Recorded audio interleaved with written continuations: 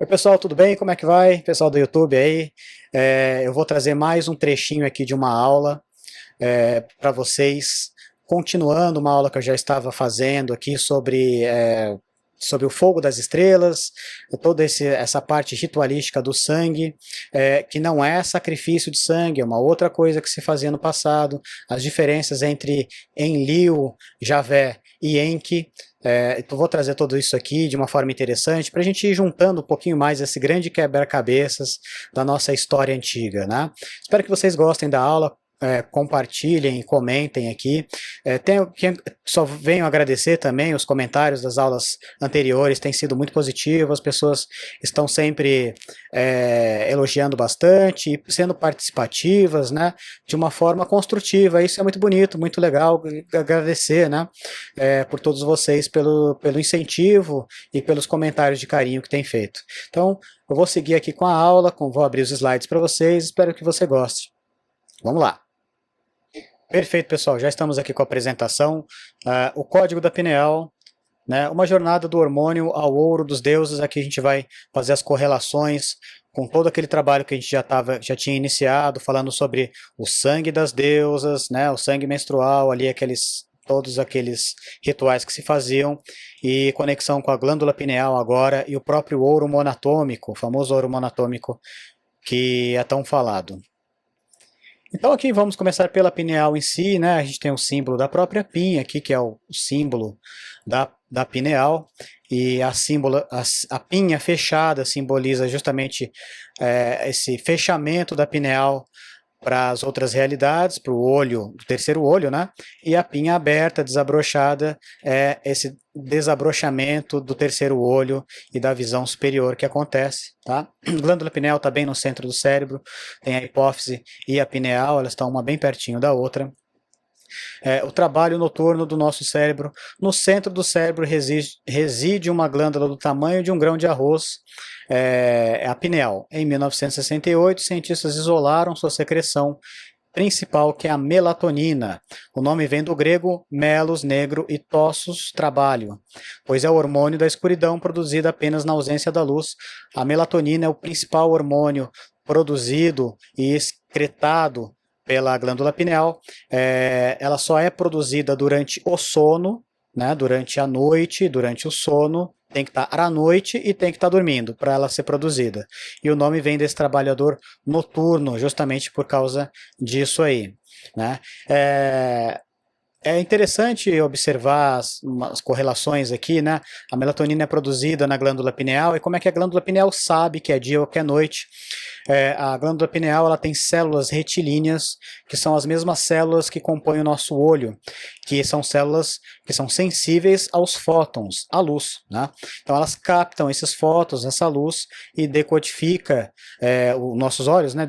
Decodifica as imagens ali, vai para o cérebro faz esse processo de decodificar a imagem, e o olho, ela capta essa luz. A pineal também tem isso, parte da luz que entra no olho vai para a pineal, e ela sabe se está dia ou se está noite. Então, quando está noite, ela sabe que é noite, e ela começa a produzir esses hormônios da noite, esses hormônios noturnos da melatonina, que vai ajudar no nosso sono e tem um processo importantíssimo na nossa saúde, na nossa vitalidade do organismo durante a vida toda, né? Muita gente usa a melatonina na sua dose sintética, mas tem que saber bem a dose, porque senão ela vai começar a dar os efeitos colaterais. Com qualquer hormônio, se em excesso, ele começa a dar problemas aí, efeitos colaterais, tá? Então, regula os padrões do sono, a melatonina, fortalece o sistema imunológico, reduzindo a propensão e doenças cancerógenas, tá? Então, ela tem esse poder na imunologia da gente. Tá? Com uma imunologia mais forte, fica um pouco mais difícil das células do corpo se entrarem no processo de mitose errada, uma mitose mutante, né? A célula, por exemplo, do câncer, nada mais é que uma célula que sofreu uma mutação, ela é uma mutante. Então, com um sistema imunológico mais forte, a possibilidade disso acontecer e pegar outras doenças é diminuída consideravelmente. Então, a melatonina tem uma função vital nesse sentido. É um dos antioxidantes mais poderosos do corpo. O envelhecimento é justamente o processo de oxidação, a gente vai oxidando, por isso vai envelhecendo, e ela é um processo de antioxidante, então deixa mais lento o envelhecimento, né? Aqui também o aumento da energia, estamina e os níveis de tolerância física. Níveis de tolerância física, os níveis de dor, você fica mais tolerante à dor, e isso é muito bom para evitar até mal-estares, dores que você vai ter ao longo da vida, ela diminui essa tolerância aí. Então, muito antes da ciência moderna, escolas de mistério já compreendiam a importância da pineal. Os iluministas Rosa Cruz referenciavam-se a ela como Ain, a palavra hebraica para olho. Tá?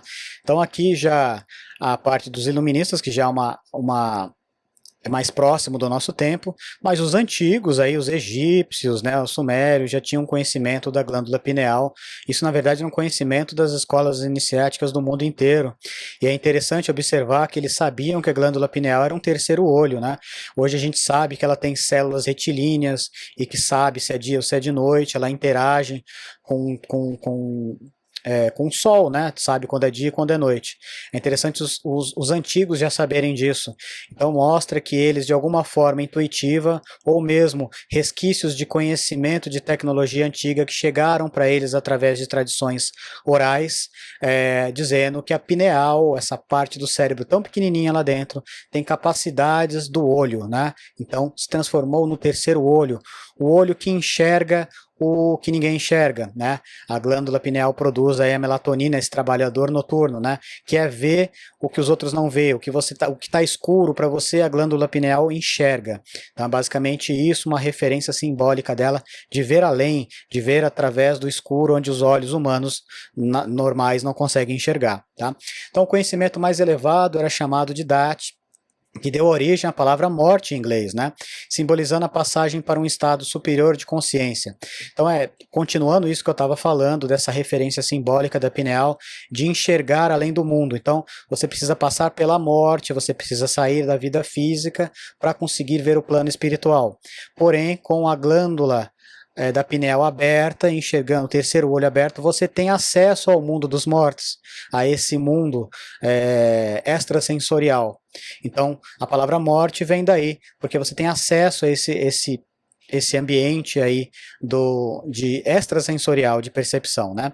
A divindade sumere Enki Samael, é um outro nome para ele, era conhecido como o Senhor do Olho Sagrado, uma referência direta ao poder da percepção ativa pela pineal. Então, um dos epítetos de Enki era o Senhor do Olho Sagrado. É daí que veio as referências bíblicas, depois de Deus ser onipresente, ele está de olho em tudo, ele está vendo tudo, que aí a gente, quando é criança, acha que está sendo observado por um olho divino, tudo que você vai fazer, Deus está vendo, Deus está vendo. Vem dessa referência já de Enki, que é esse grande olho sagrado, mas que era uma referência da glândula pineal, aquele que desperta para os outros mundos, digamos assim. Aqui tem o legado perdido dos reis, dragões da Mesopotâmia. Então, os primeiros senhores da linhagem messiânica, os reis cananeus, a gente vai falar dos cananeus, não dependiam da sua própria biologia. Eles alimentavam-se de uma substância exógena chamada fogo das estrelas. A gente já tratou isso nas aulas passadas, né? A gente está continuando aqui, que era esses rituais que se faziam tomando primeiro o leite da deusa e depois o sangue, né? Vinha o sangue menstrual da deusa e das sacerdotisas sagradas que elevariam a sua consciência, porque ali, como eu já falei, né? Tem os hormônios femininos, esses hormônios femininos têm propriedades no cérebro de proteção do cérebro, de aumento do sistema imunológico. Dentro do sangue menstrual, a gente já falou também tem células tronco e células também do sistema imunológico, protegendo o cérebro e protegendo o corpo. Então o cérebro começa a funcionar com uma performance melhor, começa a ter mais capacidade ali. E isso vai influenciar até a produção da própria melanina e também de um outro hormônio importantíssimo que não está aqui nos slides, deveria ter colocado, que também é a produção do DMT. Tá? A pineal é a principal produtora de DMT. DMT é uma substância que ela é capaz de fazer alterações de consciência. A gente já produz ela de forma natural pela pineal em pequenas quantidades durante o sono. Ela é uma das responsáveis por dar as nossas mirações no sonho, toda aquela parte de sonho vem dela. Ela também é muito estimulada no nascimento e na morte, também há uma grande produção dessa DMT no cérebro. A DMT também é a que mais se usa em rituais de ayahuasca. Ritual de ayahuasca você usa geralmente a chacrona, que é uma flor, e também um cipó, que é o cipó estrela, né? Tem estrela porque quando você corta ele, o caule dele assim do cipó, ele parece ter um formato de estrela dentro dele, né? Então você vai fazer uma mistura das duas e vai fazer como se fosse um vinho, vai deixar ele ali fermentando e tal, e você vai extrair depois de dias ali daquela fermentação acontecendo sobre fogo baixo e tal. Você vai ter uma substância ali escura e grossa, com gosto bem peculiar, bem forte, e ela tem uma quantidade de DMT muito grande nela. A chacrona vem com a quantidade de DMT, que é uma DMT de origem vegetal, e a cipó estrela ela vai ter uma enzima que inibe uma outra enzima do seu estômago que quebra DMT, porque o corpo ele tem ali as suas proteções, vamos dizer assim, para a gente se manter dentro de uma certa normalidade aqui. Então, a gente tem algumas enzimas no estômago que elas quebram a DMT e não permite que a DMT chegue até o cérebro e a gente tenha a expansão de consciência que a DMT tá, todas aquelas mirações que acontecem. Então, esse cipó, ele tem uma outra enzima que vai impedir que isso aconteça, essa quebra de DMT. Então o DMT vai passar pelo seu estômago, vai entrar ali na corrente sanguínea, vai chegar até o cérebro e vai permitir você ter as mirações. Agora, como os antigos nativos descobriram isso, é de se perguntar, porque isso vem da floresta amazônica, onde você tem milhões de tipos de vegetais diferentes, e você achar 2 vegetais específicos e fazer misturas deles específicas para gerar uma bebida específica, para ter essa expansão de consciência, ninguém sabe a resposta, por isso que se diz que realmente foi dada pelos deuses, foi dado pela mãe natureza, porque é realmente muito complicado de acreditar que isso tenha sido sem querer que descobriu a produção da própria ayahuasca, né? Mas a glândula pineal já produz isso. E dentro de uma ideia de um cérebro aqui que esteja funcionando em alta performance, você tem também uma produção de DMT mais elevada, o que facilitaria a cognição e até a percepção extrasensorial de mirações, de ver símbolos, essa voz interna que conversa com a gente, começa a fazer perguntas e indagações, começa a mudar realmente o estado de consciência, muda o estado de consciência da pessoa. Tá? Tudo isso acontece graças à glândula pineal, não só produzindo melatonina, mas principalmente produzindo DMT, que é a chave para esse processo. Tá?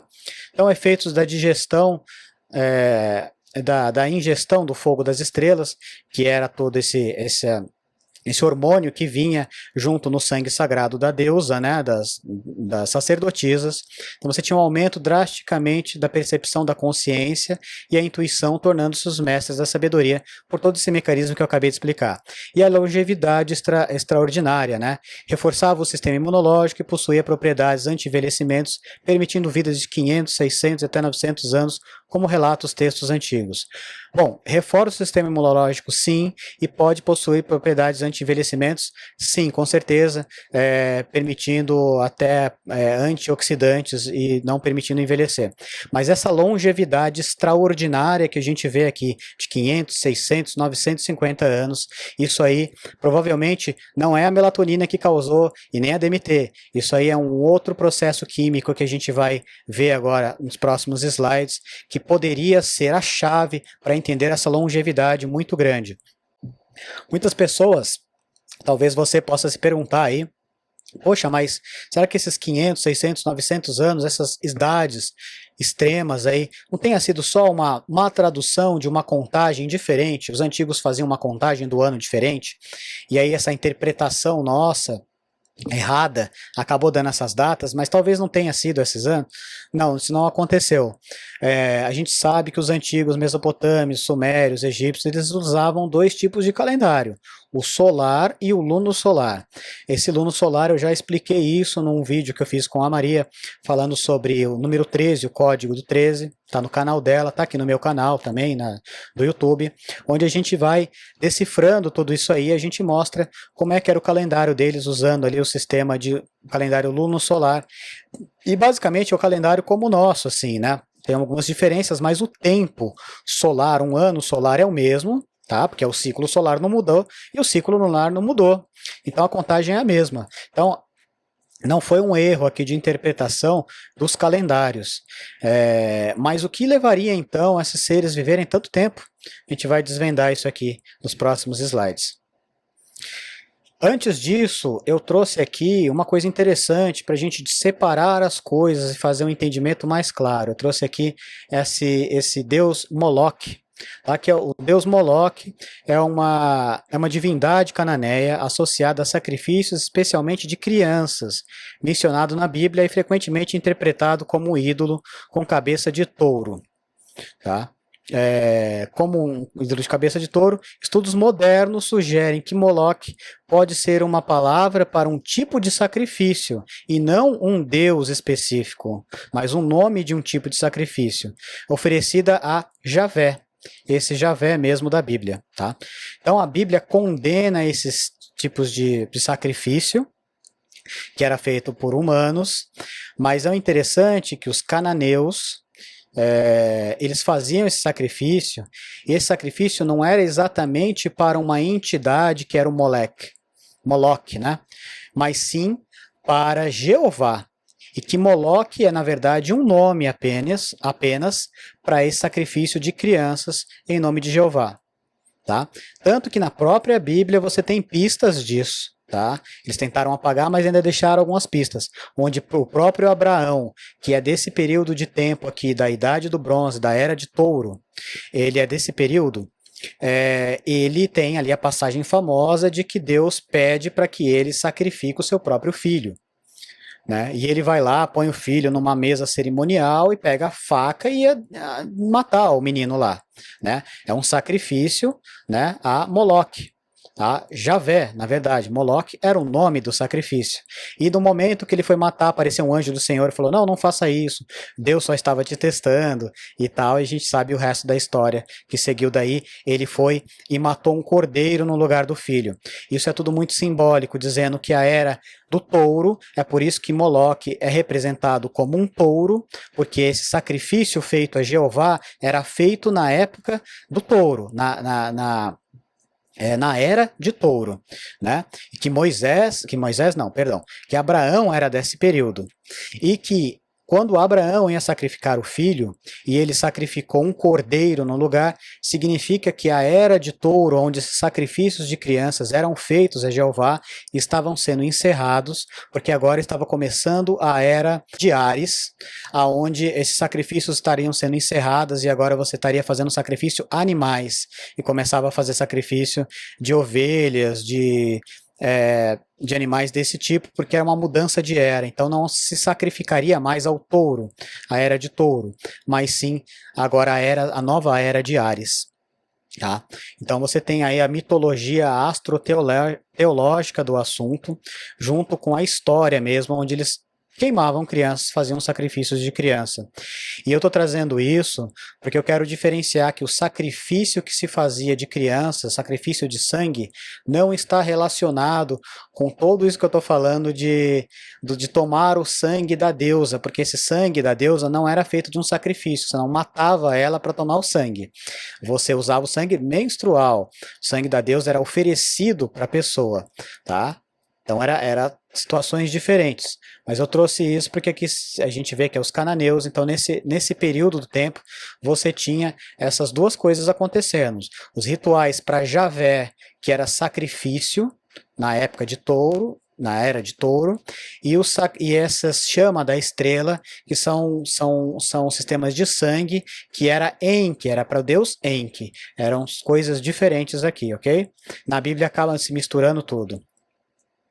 Então aqui a gente trouxe justamente essa diferenciação, e o famoso adrenocrome, tá? Que a gente sabe aí que as sociedades secretas, a elite utiliza. Tem pouca informação disso, porque como é coisas atuais, como esses sacrifícios e esses rituais são atuais, muito a gente não sabe. A gente vai saber isso aqui depois de séculos, né? Em outros tempos a gente vai saber o que realmente eles estavam fazendo. Mas há indícios fortíssimos de que o adrenocrome ainda existe. E as raízes disso, que o adrenocrome você faz uma criança entrar em terror, em pânico absurdo, até elas morrerem de medo, literalmente morrerem de medo, e aí daquele sangue altamente com adrenalina, eles tiram aquele sangue e faz uma substância, que é uma substância que vai te trazer vitalidade, vai trazer energia, e você vai ter um prolongamento da sua vida. Tá? Mas é a base do terror que isso vem. E as raízes disso aí vêm desse sacrifício de sangue feito na era do touro, não para o deus Moloch, mas para Javé. Tá? Então vem desse período aqui, que seriam as raízes dessa ideia aqui de sofrimento que se fazia para retirar o sangue. Tá? Então você tem a fonte aqui da sacerdotisa voluntária, que dava o seu sangue menstrual para o princípio. Nojentão, né? Mas ainda assim não se sacrificava ninguém, né? Então o estado aqui era sagrado, ritualístico, a química hormonal da vida, que a gente já falou, e a iluminação espiritual. Esses eram os objetivos e não tinha sacrifício de sangue, tá? Então era o sangue no cálice, né? O sangue que vem, a vulva, o útero é o cálice, então o sangue que vem do cálice, mas não é um sangue de sacrifício. E é esse deus Moloch, as raízes do que a gente vê aqui nas atuais cerimônias macabras que existe, que é dedicado a Javé, não a Enlil, e que é extraído aqui do terror das crianças aqui, né? Uma coisa demoníaca, para se dizer o mínimo, né? Então a gente tem aqui o mapa da iluminação do caduceu ao cisne. Bom, as escolas de mistério gnósticas e alquímicas usam o caduceu como um mapa para a consciência elevada. A gente já falou algumas vezes aqui do caduceu, vamos passar rapidamente por ele, né? A gente tem as asas superiores, a estrutura ventricular do cérebro. Então, se essa bolinha representa a glândula pineal que está no meio do cérebro, essas asas representam esse símbolo pequenininho que eu coloquei aqui, tá? Que é como a gente enxerga o cérebro na parte frontal, onde a gente tem esse ventrículo do cérebro aqui, tá? Que também tem uma analogia simbólica com chifres de Amon, o deus Amon, já no período também da Era de Áries, né? A gente tem aqui um período da Era de Áries também com essa representação. Então é uma representação simbólica dessa parte aqui do cérebro, que tem a ver com o hipocampo da gente, que é com as memórias, e também está ligado com a parte espiritual, né? Parte das memórias que a gente tem aqui e de todas as visões que acontecem, uma ligação espiritual. A gente fala isso, a Maria também está abordado no canal dela, em uma das nossas aulas, que eu não lembro qual é agora, mas a gente fala sobre isso. Então, a gente tem aqui também o bastão, que representa a coluna vertebral, né, que é essa energia Kundalini, onde as serpentes Ida e Pingala vão subindo pelos chakras, energeticamente pela coluna vertebral, até o despertar da consciência ali na glândula pineal, né? Então, essa é uma representação simbólica. A gente tem desse lado o cisne aqui, que é um símbolo importantíssimo. Essa combinação de pineal e as suas asas eram conhecidas como cisne, um símbolo do ser iluminado no reino máximo da consciência, alcançando um cavaleiro como Percival e Longrin. O símbolo do cisne, ele acompanha toda a geração do Graal, aí, do sangue real, da linhagem de Enki, mas é um assunto que vale uma aula, porque ela transcende até o Homo sapiens sapiens.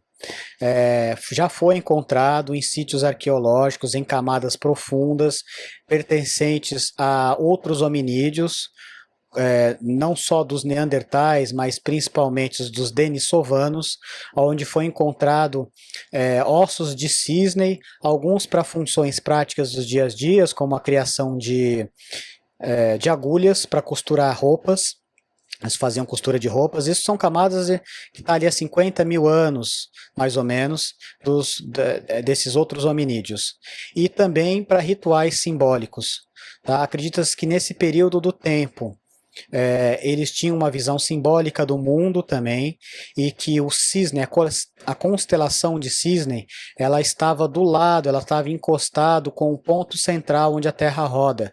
Quando você observa o céu, você sempre tem a parte centralizada ali, que hoje é a estrela Polaris, né? Que é uma estrela que fica parada no céu e todas as constelações giram em torno dela. Naquele período de tempo, a constelação que estava mais perto, que estava encostado com essa estrela central, era uma estrela que pertencia à constelação do Cisne. Então, o Cisne já era uma referência do ponto central, ele tinha um simbolismo muito importante para esses povos ancestrais, antes mesmo da humanidade como a conhecemos. Então, vale uma aula sobre isso. Tem até uma imagem que eu vou trazer aqui para vocês, ó. Deixa eu pôr ela aqui. Aqui, vocês estão vendo aí.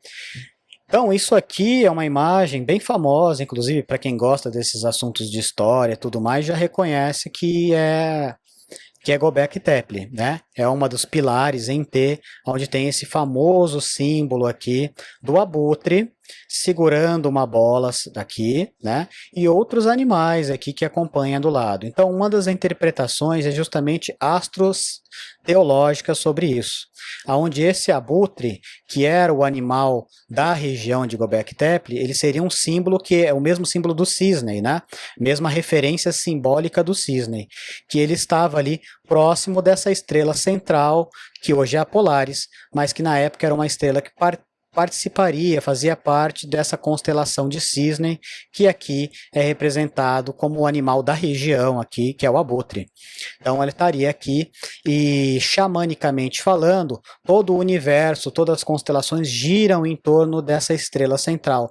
Então se acreditava que aquele seria a passagem por onde a alma entra e sai do nosso mundo, né? Porque é o ponto central, espiralado, tudo roda em torno daquilo. E as outras representações de animais aqui são as outras constelações que estariam ali ao lado, tá? Isso é uma das representações, vale uma aula para a gente trabalhar com isso, porque isso dá para expandir bastante. Então, até um livro também que aborda um pouco dos assuntos, né? Que é esse livro aqui, tá? Que é a origem dos primeiros construtores, tá aí na frente da minha cara, tá? Onde eu abordo também esses assuntos aí, mostro as fontes. Esse aqui é uma versão física que eu tenho, mas o livro tá na versão digital, né? Então tem muito assunto interessante. Esses povos mais antigos, eles tinham uma capacidade de tecnologia muito à frente do que a gente pensa hoje em dia, achando que são povos primitivos. Na verdade, eu até trouxe uma imagem aqui que está no meu próprio livro, onde tem essa pulseira aqui.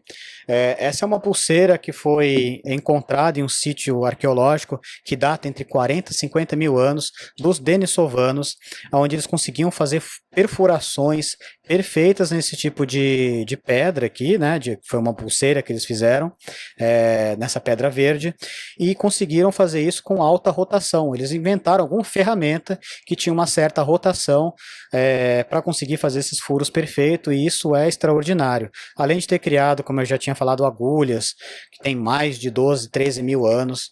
Então é uma cultura muito interessante e quebra os paradigmas do que foi o passado da humanidade, né? Então o cisne, como vocês viram, dá para ampliar muito o assunto sobre ele. Ele é um símbolo poderosíssimo e muito antigo, tá? Bom, pessoal, eu vou interromper essa aula aqui, o resto a gente vai colocar para o grupo fechado. Tem um grupo fechado, a Ordem dos Arquitetos, que é um grupo pago, um valor pequeno, simbólico ali, mas para você ter acesso a isso, como o canal é pequeno, está começando agora, eu tenho receio de deixar alguns conhecimentos aqui, alguns assuntos aqui, e de repente o YouTube não gostar tanto. O YouTube é bem chatinho, com algumas regras, então eu tento deixar aqui o que eu sei que pode falar, que não pode falar, o que eu acho que também, não só do YouTube, mas de repente pode ferir a crenças de muita gente. Eu não quero que os comentários aqui fiquem poluídos. Então eu ponho ali no grupo quem tem ressonância, quem está gostando do assunto, quem está se identificando com o assunto, vai procurar nosso grupo lá e vai participar, vai ser muito bem-vindo em ser aceito na nossa ordem lá, tá? Então é mais isso para a gente separar aqui e não deixar tanto conhecimento aberto, porque nem tudo é entendido ou valorizado do jeito que deve ser, tá bom? Então espero que tenham gostado, foi um prazer. Compartilhem, comentem e a gente se vê numa próxima aula onde a gente vai montando mais peças desse grande quebra-cabeças aí. Bom, um abraço a todos.